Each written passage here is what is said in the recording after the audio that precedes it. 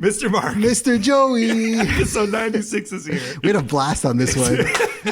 We talked about the market and it's finally good. Yes. Yeah. Condos are happy. See, this is what happens with the condo market. When the market in general is doing better. We're talking about 10 years of love for one of us. I'm not going to say who. You got to tune in to find out.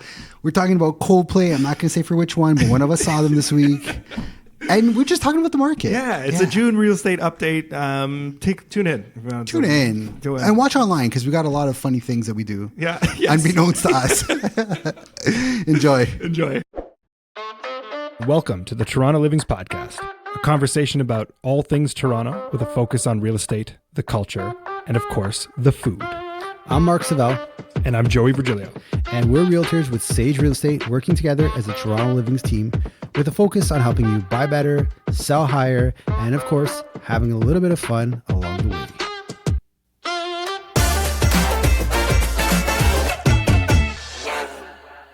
Hello, Joey. Hello, Mark. How are you? I'm good. We're on episode 96. You know what that means. Do the math for me. 4 away. And I haven't told you this yet, but we'll be taking a summer break. Oh, yes. So we're probably going to end off just before. Right before? Yeah. We're going to tease that last Yeah. Stay tuned. So we'll see what's going to happen. But we got another monthly market update coming. Yeah, we got some numbers coming out. Yeah, we're going to look at June. We're looking at June. Yeah. June's interesting. It is. June's an interesting one. June's a great one. From lots of doomsday conversations and uncertainty everywhere, June's interesting. June was as great as the weather. Yeah, sunny. It has been, actually. Birds are chirping. Yeah. Sitting outside. Yeah. Love it. Yeah, sun is out. We'll take it.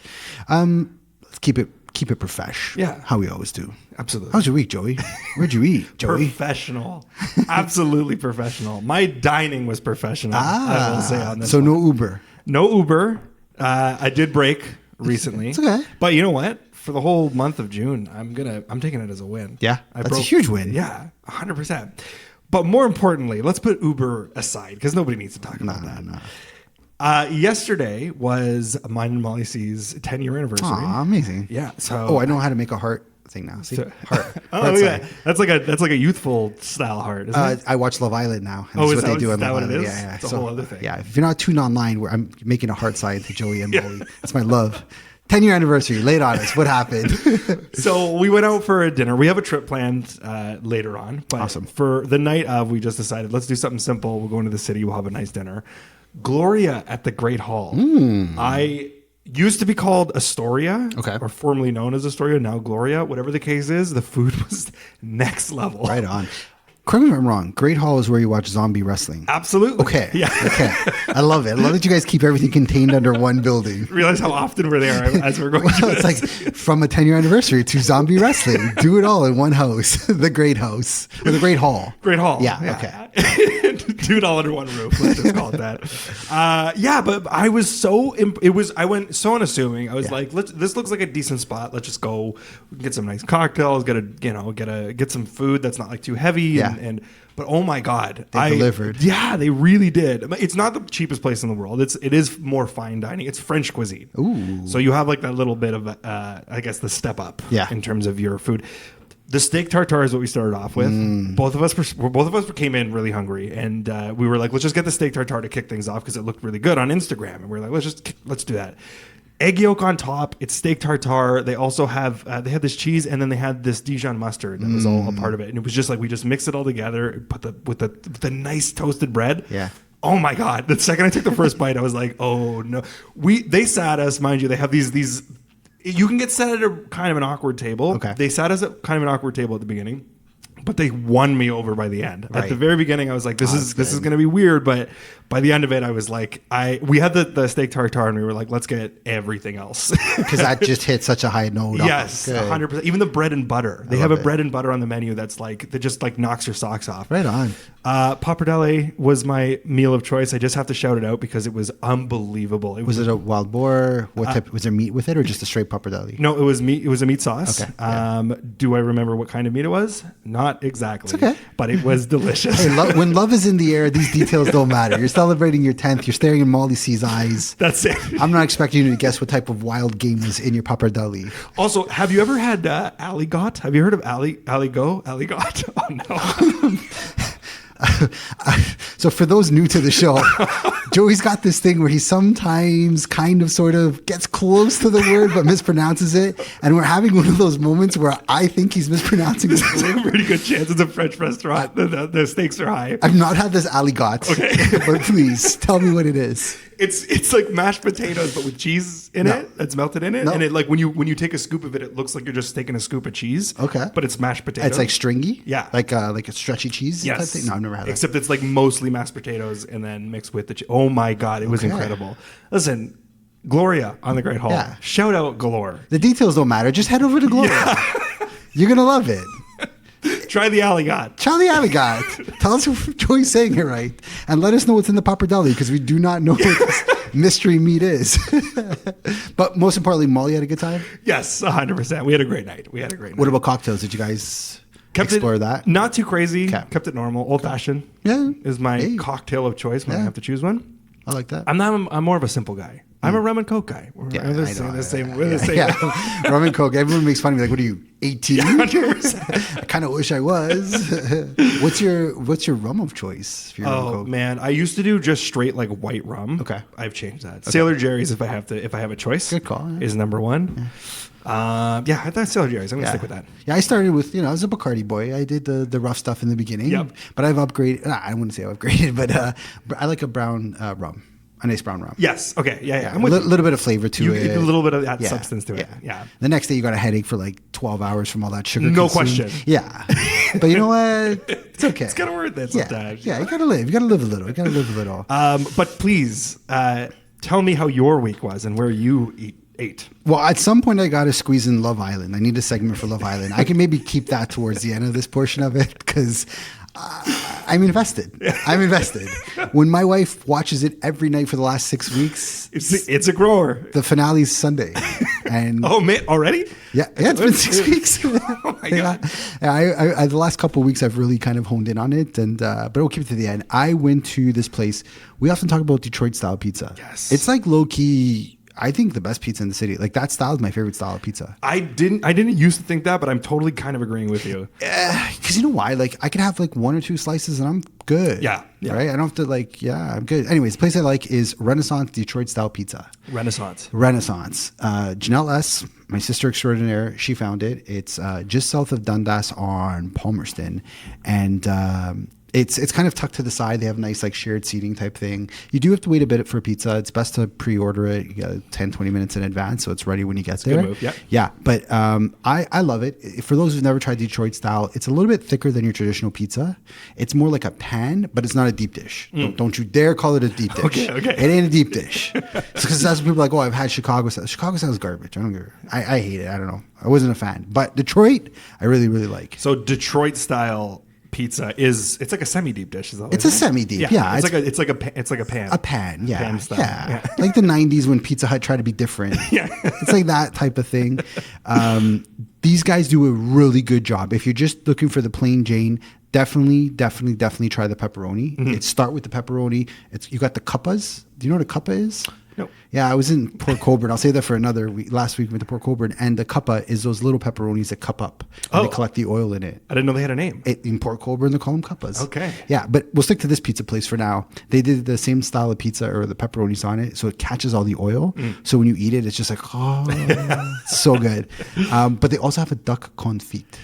Oh man, yeah, that's a similarity. In the it's French. Restaurants Yes, we went to. Yes. I may be pronouncing it wrong as well. So there you go, 2 for 2. Fantastic. They were out of it when we went last time, but I tried it there before, and it is, to me, that's my favorite. Love it. It's favorite one to get. Yeah. Okay, I'm gonna put it on the list. 100%. Yeah. Slow hand is one I've been hearing about too. That's got to be that's on the list. That's slow on the hand. list to try. Yeah. Slow hand. Eric Clapton styles. Yeah. Just call him slow hand. Nice. Not bad. See? That's a good reference. They also have a tandoori paneer and a Greek pizza. Yeah, I'm all for this multicultural. Like, if we're gonna go Detroit, like, wow me. Like, I don't care. Bring it all cultures. Bring it all in. Let's make it happen. And I think that's what I like about Detroit. Like, it breaks all the norms of, like, if you have a traditional New York sized pizza, you expect the basics. Right. I go for 2 for 1 for that. I don't mess around. But if I want to really explore my boundaries, Detroit style's the way to go, and I'm a big fan of Renaissance Pizza, 809 Dundas. It's actually on Palmerston, Love it. but it's just around the corner. So you just got to kind of explore a little, and you're going to find it, and you're going to love it. Love that. Okay. Yeah. Renaissance. Yeah. Yeah, I'm putting that on my list. See what I'm wearing today? Yes, I do. We should absolutely talk This about has to be a segment. Yeah. This has to be a segment. I know you people are waiting for the market stats, and trust me, they're coming and they're great, but not as great as the greatest show on earth. Ladies and gentlemen, Chris Martin, Coldplay. Oh, nice. Nice touch at the end. Oh, it was. So I went to the Monday show. Okay. I'm still buzzing. Yep. I am still buzzing. It was, so as you know, I saw them last year in Rome. I was a half fan. Like I know Yellow and Fix You and all those cool songs. When we saw them in Rome, I became a super fan. Okay. The energy that they just bring to the table, it was incredible. Live shows do that. I understand that, where that comes from 100%. Okay, live shows do that, but I've been going to a lot of shows with my dad, and he's into like these retiring rockers. So like we saw Iron Maiden, loved it, but you know, they're a little bit older. Metallica, I felt was a little bit transactional. It's just like we showed up, we did our 2 hours, take your money. Yep. Coldplay, I felt like, thank you. They like, did a show. They put it on, yeah. They were commenting on the stadium. That was I saw a couple clips of that. Okay, let's get into the stadium. Let's talk about the stadium. The stadium, guys, it's not that friggin' bad. Getting there is not bad. Getting in wasn't bad. Leaving wasn't bad. Everything was all okay. The hype on this, how terrible it all is everybody's talking about how bad everything has been. Look, there was a K-pop show. I believe it was bad. I saw the video. That looked terrible. But we went for the first night. They had fixed a lot of those problems. Well, I was going to say, I feel like there was probably a pretty good learning curve. 100%. Yeah. It's their first time. And I'm glad they learned with a band before Coldplay because that place was packed. Right. We went from Treviso at Dufferin and Lawrence. We went to Lawrence West, walked there. Yep. We took the train. Pro tip, get off at Downsview Park. Mm-hmm. It's about a 5-minute walk to the actual stadium. We walked right into the stadium. Total round trip from Treviso at Dufferin and Lawrence to Coldplay Mecca. Under 30 minutes. That's not bad. Under 30. I also learned you could use a credit card to get on the subway. I just learned this like recently too. I kept reloading my Metro card, and then my friend was like, "Why don't you just use your credit card?" And I was like, "What do you? Yeah, you can't do that." So my dad's like, "No, you say it's cheaper with your Presto." So I was like, "Well, how much?" It's 5 cents. Is that what it is? It's 5 cents. I'm like, I'll use my credit card. I just don't want another card to walk around with. But anyways, it was great. TTC was fantastic. There was lots of communication. There were some comments that the bathrooms maybe weren't the greatest. I'm a man with a small bladder, so I've used a lot of those bathrooms. I can tell you all of them were more than fine to me. Okay. Yeah. The drinking situation was great. First of all, the grounds are huge. Right. I advise you if 50,000 people sounds. That's the stadium. That's just the stadium. That's just the stadium. Yeah. The grounds are massive. Right. It's worth it to go a little bit before. We got some nice weather. Toronto weather sucks like 9 months of the year. So when you have a summer concert, go. It's like the new Budweiser stage. Right. You know, the same type of atmosphere. The drinks, concessions, non-alcoholic food, whatever you want to call it, was all super accessible. I love it. Okay. I got ID'd. Hey. Me and my white beard got ID'd. Really? I'm like, yeah, you could ID me. Of course, I forgot my wallet at home. Absolutely. But Adriana S. vouched for me. So as long as someone has ID in your group, then you're fine. Okay. Well, that's fine. I think good thing that's the yeah, they still followed protocol, which I respected. They have a restaurant on site, Birkenstock themed or sponsored restaurant. Okay. So like after the show, you want to eat. You can eat right there. Just stop and eat for a minute. Yeah. Plus, they have an entire like DJ booth area. I'm not saying this right. Like a bandstand. So after the concert was a party. Oh, interesting. And they're just playing like Pink Pony Club. Yeah. All that. And like it was, and Age was like, you want to go there? I'm like, it's a Monday night. We didn't, but you know, like we could. The idea is there. We could. And then getting home was a breeze. We walked. This is another pro tip. Yes, you could go to Downsview Park just as you came. There is going to be a bit of a wait because what they're doing is they're holding people, only so many people through at a time. So there's not a stampede down the stairs, which makes sense. Yeah. Or you hang a right and you go to Shepherd West Station. It's another 10-minute walk, but when you've got Chris Martin in your blood, you're fine. Yeah. Everyone's having a good time. You can just let it slide. It's no big deal. But the show was absolutely stunning. Love it. It looked pretty awesome. It was like it delivered. Yeah. The tickets were insanely expensive, but value I felt was there. I still can't believe Coldplay. Coldplay of all bands has made it to this level of like concerts. They're a good band. They're a big band, but like in my mind, I never fathomed they were selling 3 nights of 50,000 people in a row. 4 nights. Sorry, 4 nights. Yeah. selling Rome out also for 80,000 people. 4 nights. Like that to me is, I just would never expected Coldplay. I wouldn't either until I attended. Right. When you go to a show, you're like, I get it. Yeah. I get it. So much so, I'm going back tonight. I'm going back tonight. Yeah. I got tickets. I'm sitting on the floor. I'll say this. The Rogers Stadium sound, it was a windy night. The sound wasn't great. Right. The sound wasn't great, but Alex Wong was there, and he was on the floor, and he said he really enjoyed it. The sound was great. So I said, fine. Yeah, let's test that.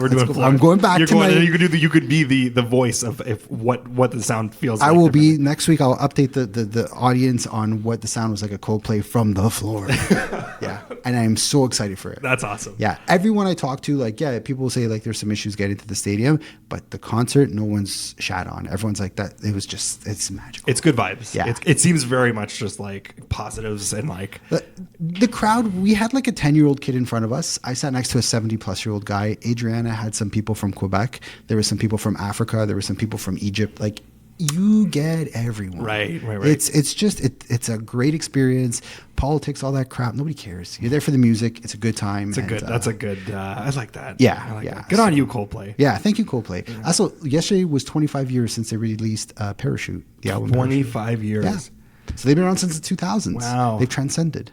That's quarter of a century. Crazy. Yeah. And they're still doing this type of show. Think of the Stones, right? Like Ozzy Osbourne just has a retirement show. I don't know if you saw that. No, I didn't. He did his big retirement. It was Metallica was there, Pantera. Yeah. He can't unfortunately walk anymore, so he performed in a throne.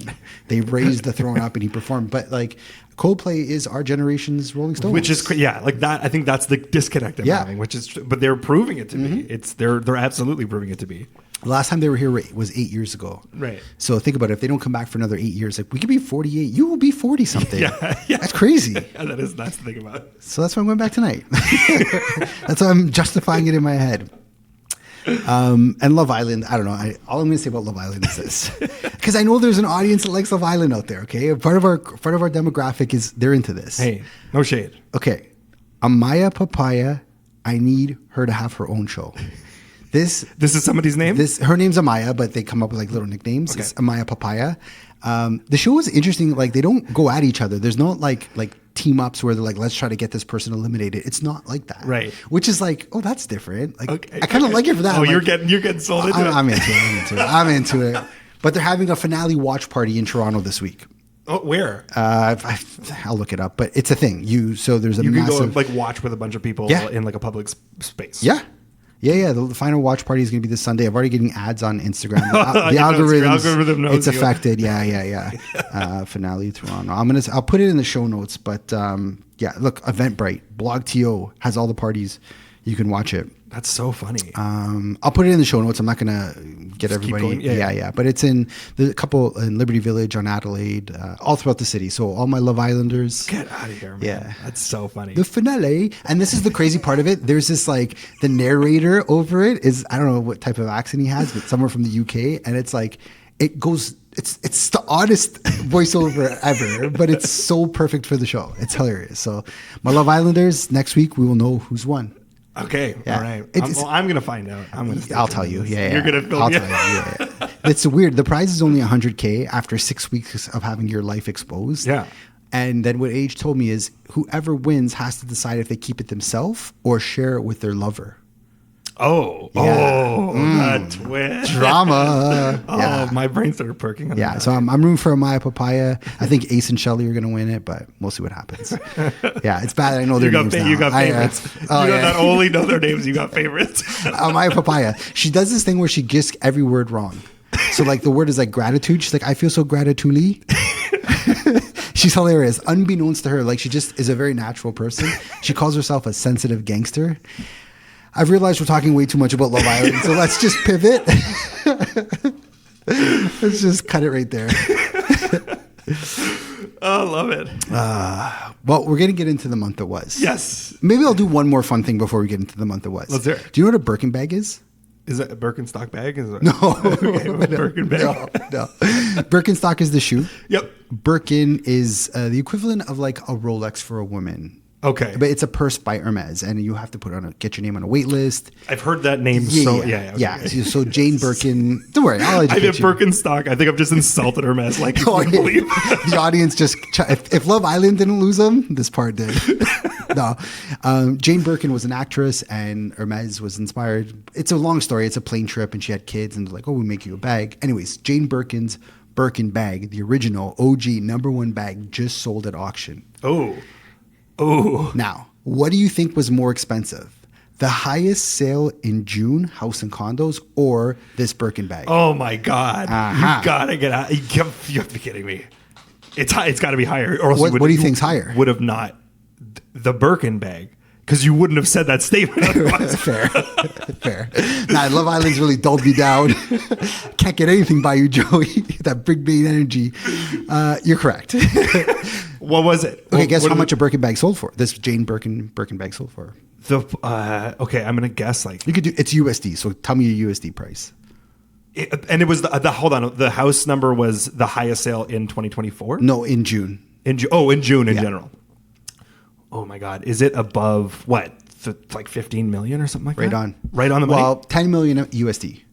So you do the conversions, 14 and change million. Yeah. Oh my God. So you could have bought the very first Birkin bag owned by Jane Birkin, or a beautiful house on Walmer Road, right in the annex, for 9.75 million. Oh my CAD. Oh my God. That would have been a discount. Yeah. You would have saved some money doing that. Yeah. Holy shit. Yeah. And you can't live in your bag, but you can live in your home. It would have got you 5 bedrooms, 7 bathrooms, over 4,000 square feet, modern, beautiful, gorgeous design. It's one of my favorite homes. It's got this really cool. Anyways, I'll tell you offline. Yeah. But just wild to think that somebody paid that much for. Oh my God! Yeah, well, I'll splurge a little bit more and forget the house. We're gonna go for the bag. Yeah. That's so nuts. So just for context, a few years back, the most expensive Rolex to ever sell is. Do you want to take a guess how much that was? No. In context of 15 million. Yeah. Is it like way more than that, or is it somewhat in the range? In the range. Yeah. 20. 17.5. Okay. USD. Yeah. Okay. Yeah. Paul Newman's Daytona sold for 17.5 million. Oh my God. Yeah. So I actually think this Birkin bag, I personally feel like that should have sold more. I was guessing it was going to go higher than the Rolex. Wow. Yeah. Crazy. Yeah, that's pretty insane. Yeah, there's money out there. Not in our pockets, but there is money out there. That's my segue into the market that was. On that note, let's get into it. Yes, we're getting into June. We're getting into the June numbers. This is a June numbers segment, and I was surprised. Yeah. I feel like there's just delayed. Everything just feels delayed. Okay. Where I would expect the spring market, I'm seeing it and feeling it in a delayed sense. I see what you're saying, because I think what you're trying to say is like April, May should have had these crazy good numbers, and we're kind of seeing them in May, June. Yeah. Which traditionally we don't. June kind of starts to fizzle off. That's the normal conversation is like, vacation happens, everyone kind of dips. The Portugal, what did you have? You had White Lotus effect. Your White Lotus effect. Yeah. White Lotus effect. Yeah. Which I think is going to happen this summer again. Yeah. I mean, it's not too late. Yeah.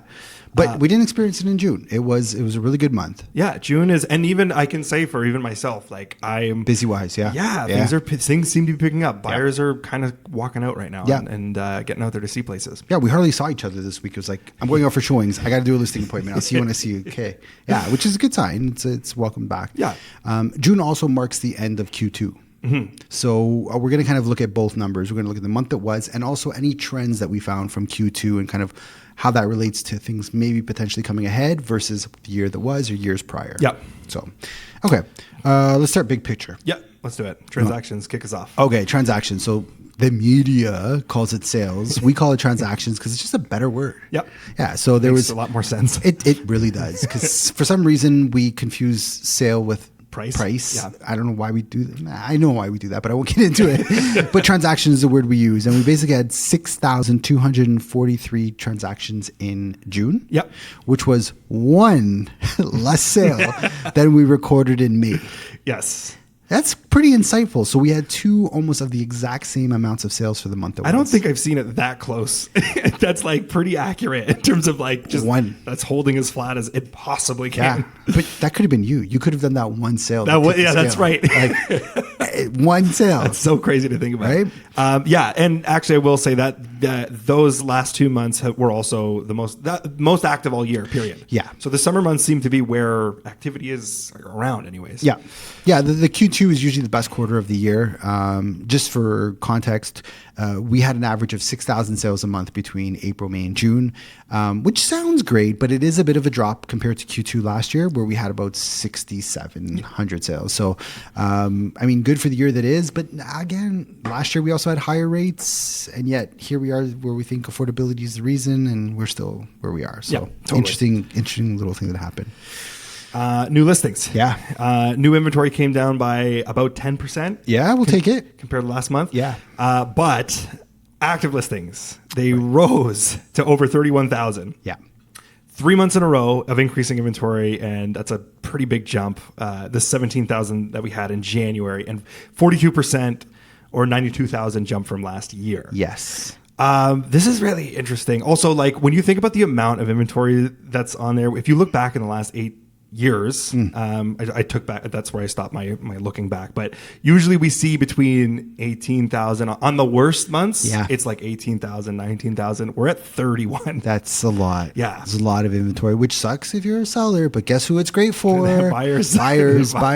Guys. This is like, I get it. Uncertainty. Nobody wants to really dip their toes in the water in case there's sharks in there. But you know, if you've been on the sidelines, we've talked off air. We are looking to buy more in this window because I think there's an opportunity here. Definitely. Yeah. There's lots. I think there's, of course there's uncertainty. Of course there's like, we're all watching the news. We're all waiting to see what happens next door. But like, yeah, this is a good time to be shopping. Yeah. Yeah. No, and I think like I think last night, our friend to the south over there just announced 35% tariffs August 1st. So I get it. I get why people would be like, whoa, am I even going to have a job? Like, I'm not going to jump into the market and kind of wait and see type thing.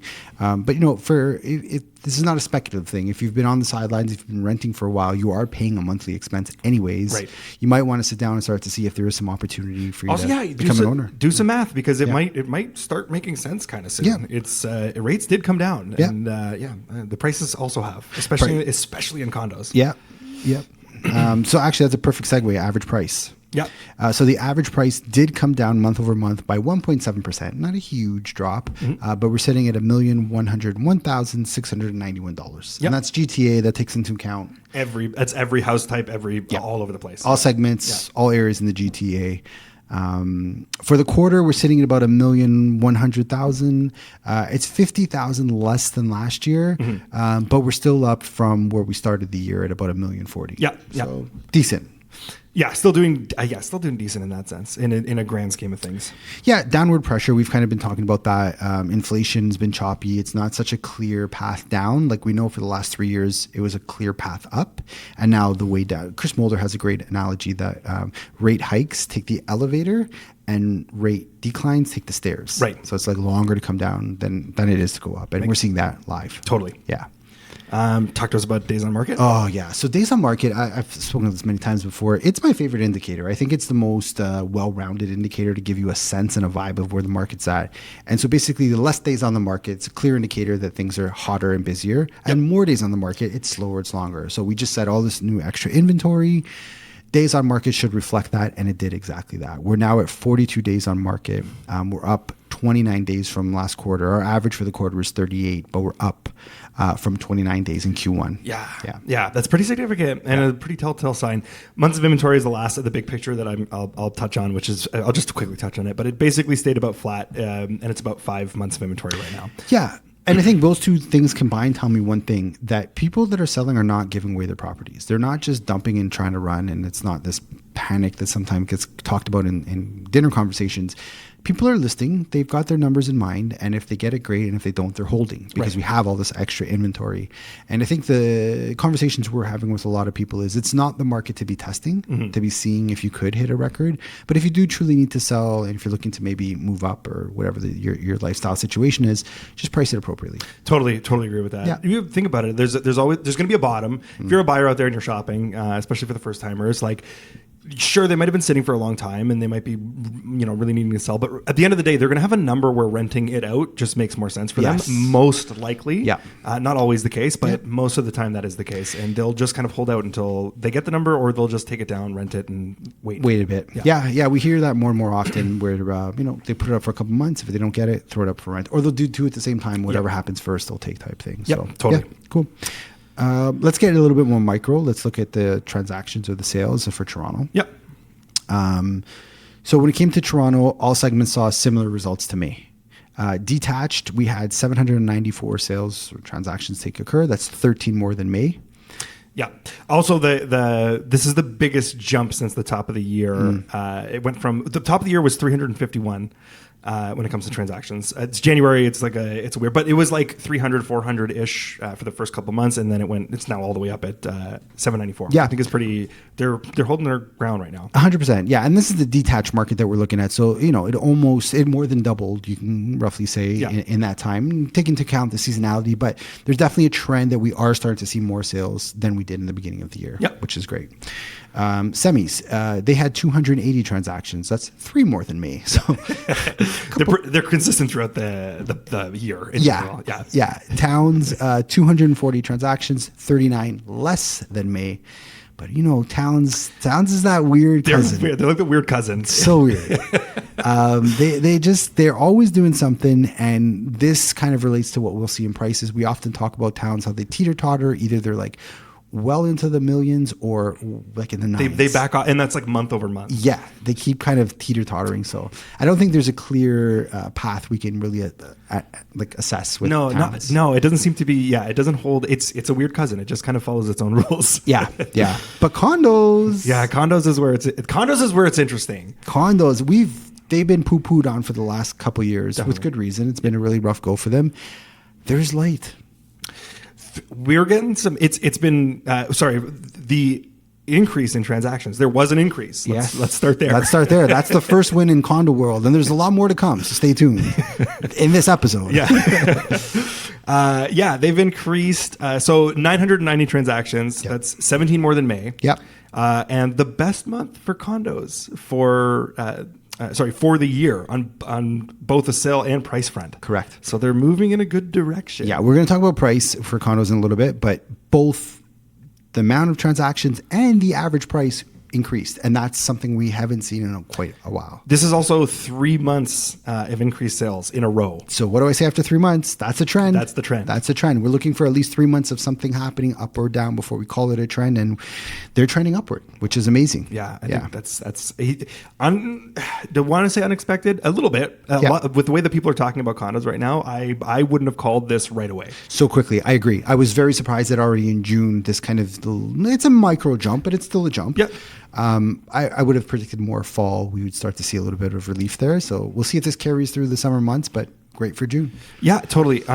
Also, I wanted to make mention, this is interesting because it's the delayed spring market, but I think condos too, where right now we have this, we're going to have a lack of build soon. I'm just going to keep kind of pushing this idea, but there's going to be a lack of build happening because the pre-construction has been so... Nothing's launched. Dismal. Yeah. So nobody wants to launch. Did you hear how many sales they had? I forget the number. 43 pre-construction sales in Toronto. In June? I don't know if it was for the year or for the month. It was some really dismal number. It's and obviously if you're somebody who's building, you're not trying to release to sell right now. Exactly. Yeah. So the common thread is that we think with no launches coming, there will be a shortfall of supply, and this could push up demand, which will by default bring up the price. The only counterpoint I have with that is I'm very curious to see how immigration is going to be, because under the old Liberal government, there was a lot of talk of a lot of immigration. It happened. Many people complained about it. Then there was talk about scaling back. And so I thought, that could really impact the amount of demand.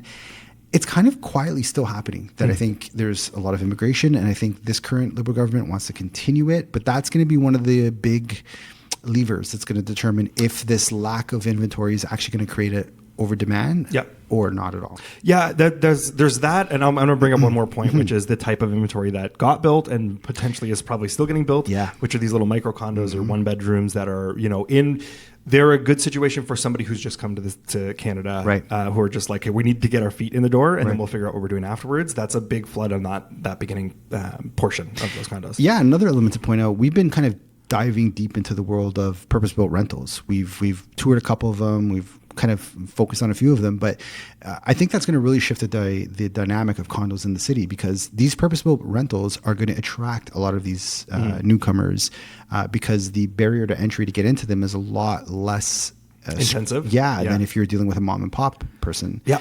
Plus, I think you get far better amenities than most of the purpose-built condos, I guess you can call them. The purpose-built rentals they have better amenities than the condos that are currently out there. Also, they are able to offer more incentives.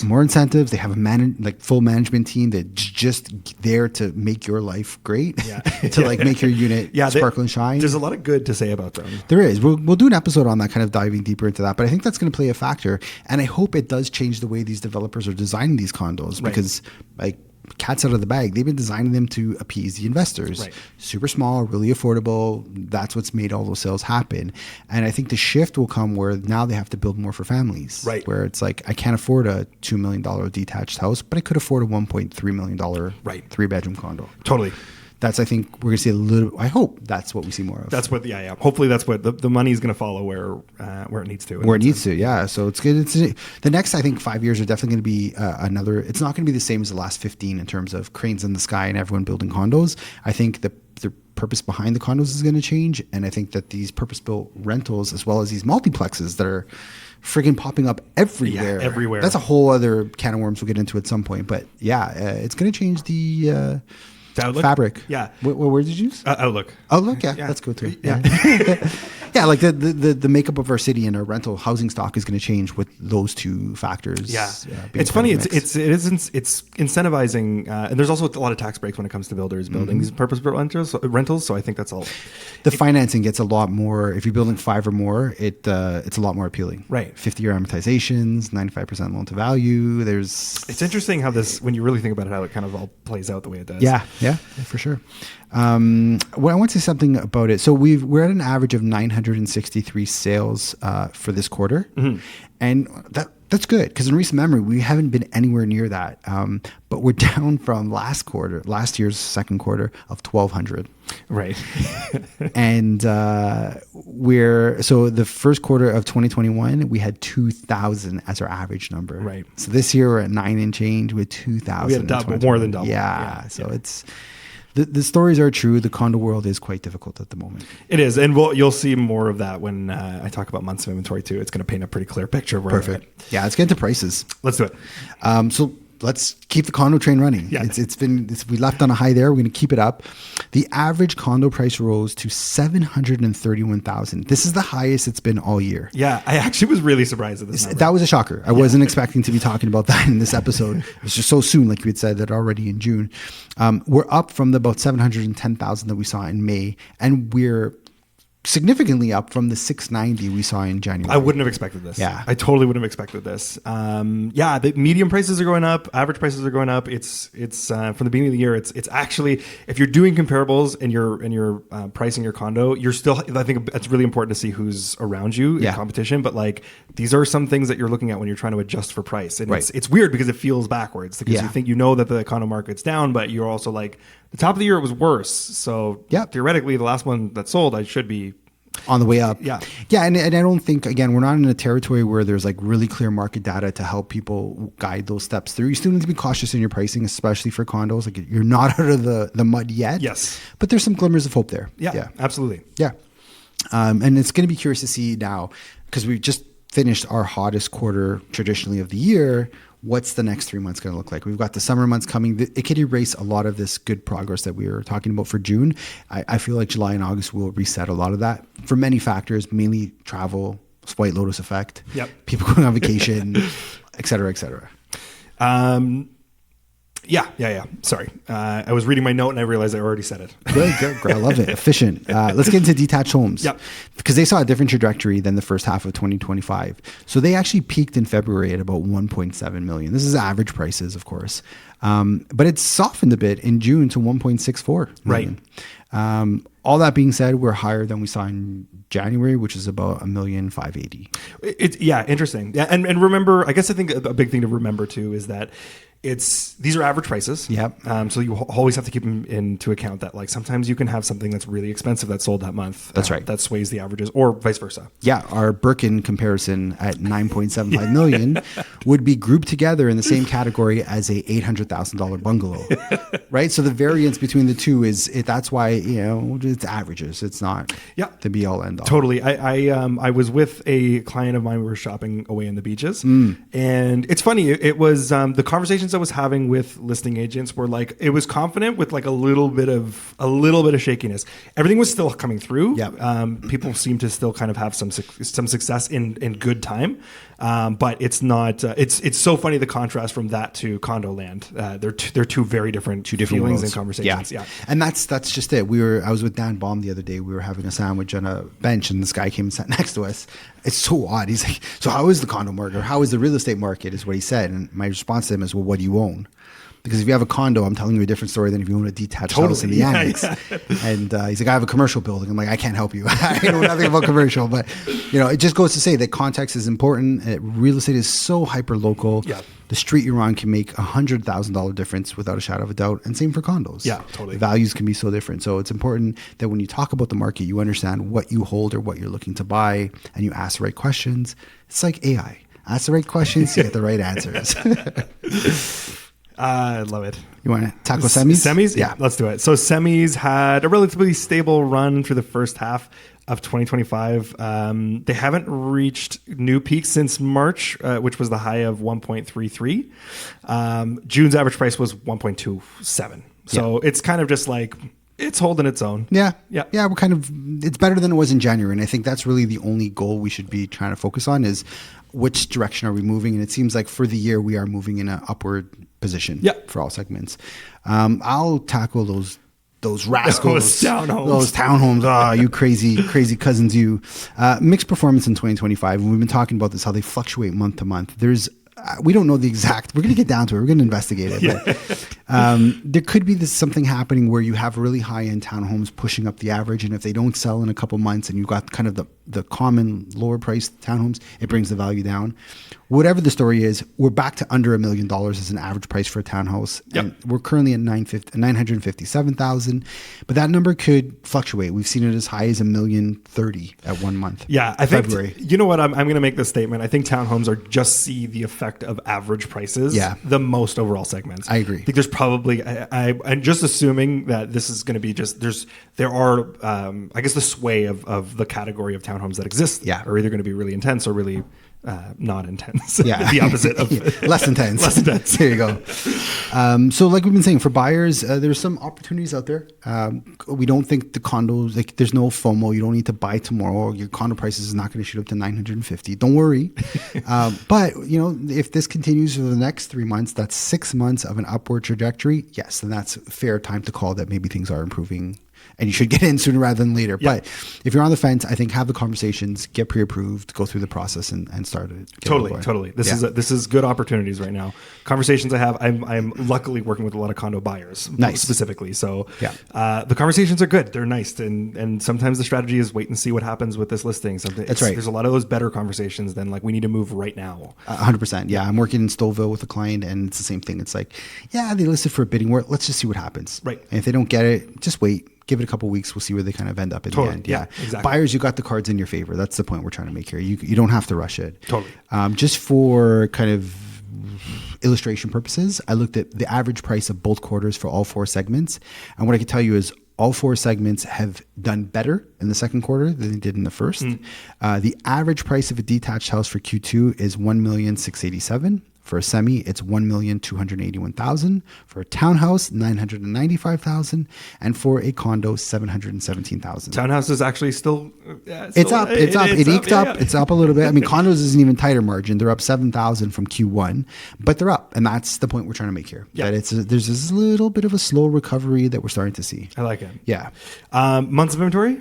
Please. I'm going to just do my regular countdowns. So for anybody who doesn't know what months of inventory actually means, if we stop new inventory from coming to the MLS today, how long would it take for that inventory to sell out? If it's 1 to 3 months of inventory, it's a seller's market, and it's a tight, quick moving market where prices go up. 4 to 6 months is balanced. It's even keel between both buyer and seller. And then 6+ months of inventory is a buyer's market. Prices go down, negotiations are harder. First place is all the places are gonna stay the same, but semis is still the tightest. They went from 2.7 though to up to 3 months of inventory. So as much as we're seeing the tightness and the prices increasing, we're also seeing a lot of inventory, and I think this is just the absorption is not taking it into effect yet. Runner-up is towns. Townhouses went actually a pretty big jump. They went from 3.5 months of inventory to 4.3 months of inventory. Interesting. So they bumped pretty big and crossed actually the line into what you'd consider a balanced market. Third would be detached, went from 4.6 to 4.7 months of inventory, relatively flat. Pretty no change. Yeah, they're keeping up with their pace. And condos. So this is interesting. Condos they have a lot of inventory. Yeah. I'm gonna break the ice. They went from 7.1 months of inventory to 7 months of inventory. So there's a ton of condos to look at. There's no getting around it, but they decreased. Yep. Small little improvement. They did a small improvement, and that was the only segment to do an improvement, period. So I, again, kind of shocked. I was not expecting it. Yeah. A 7, the number 7 I was. Yeah. But not the the decrease. Yeah. Yeah. So 7 months, just as Joey said, we are definitely in a buyer's market for condos, and just a little edge down. So we'll get excited when I'm taking the win right now. Yeah. It's got to come down to like 1 to 3 months before we're really there, but we'll take it. At least get into a balanced market before we even really bring it up. Pop the confetti. Exactly. So what do? So if you're a buyer, you have time on your side, properties are sitting longer, sellers are more flexible. You can put all your conditions and clauses in to make sure you're buying with the best possible approach. But your window to go negotiate is now. Get it before it changes. Don't let analysis paralysis kind of cripple you from going ahead. Yep. If you have a steady job, if you have the down payment and you can make the monthlies, I always think that's the best time to buy. Forget what the market says. If you have those elements in place, just do your damn thing. Totally. Yeah. Sellers, that's changing. Yeah. Okay. You got to pack a lot more patience. You're not listing on Friday and selling on Monday. You're not going to have 57 people bringing you offers. So just know it's a crowded market. Inventory is up, as Joey said, especially in condo world, but pricing it smart, staging it well. Those are your best friends. That's something we've always done through any type of market, but more so than ever, now's the time to do it. Totally. And everyone else? Yep. Just tune in. Yeah. We don't know what's going to come next. It's a weird little time. Work with realtors who are hyper local, whatever type of market you're trying to get into. Make sure you work with someone who understands and knows what they're doing. Yeah. I'm going to plug us for a quick second. I'm going to give us a shout out. Do it. I don't know if we announced this, but we've been working on the blog quite a bit for the last couple months. Yes. And our traffic is shooting up. We are very quickly climbing the charts. I'm very happy with all of this. But the one thing we do is every month we're committed to putting together a nice summary of this market. So in addition to these podcasts, we also have kind of a high level that you could just kind of look at and get a better sense of things. Yep. So if you do want that, check out our blog, torontolivings.com. Right on the top, I have a nice little message that goes across the screen that says, "How's the market?" ? Click here and find out. You could subscribe. We'll send you our newsletter monthly, and you'll get all those fun details. But it's just a good way if you're tracking the market and thinking maybe in the next 3 to 6 months I want to get in. This will really help you prepare. So when you are in it, you're informed and you're ready to go. Love it. Yeah. Big shout out on your head's been to the grind with that world. So big shout out for all that efforts, because it's true. It's worth a read. Like, that's a lot of good energy that goes into those. So yeah, we're really trying to. I mean, that's how I made my bread and butter, as we've talked about offline. The blog was where a lot of my business came from, and I neglected it for so long, mainly because I was busy. But now that I have a rock star in my corner who's helping me with a lot of the work, it's allowed me to kind of go back into the blog space and kind of get it going again. So some really good articles coming. I dropped one today that I actually received a lot of nice commentary about the best blogs that I read, the best real estate blogs that I read. That's a solid. Thank you. Yeah, that's a great idea. Yeah, I got 7 up there. I included us. I've made it. We're number 8. But there's our good friends, Ralph and Corey, Fox Marion. They're up there. David Fleming. He's probably got the best blog, hands down. He's the most authentic realtor blogging out there. He's been doing it forever too. Yep. David Coffey, Melanie and Brennan from the Brell team. I got them up there. You good choices across the board. The best of the best. That's good choices across the board. I only pick the best here. No, these are the people I read, the people that I find are insightful. And I was like, you know who would benefit from this? everyone. Yeah. So I made a blog post. Go check it out on the Toronto Living's website. And we got a whole bunch of really good resources. Joey's been doing some really wicked videos of walkthroughs of purpose-built rentals. Yeah. You've been focused on the Sloan development. Yeah, Sloan is a really cool project. Yeah. We're going to be doing something pretty cool, I think, in the next little bit. Yeah. But no, there's the purpose-built rentals. Don't sleep on them, man.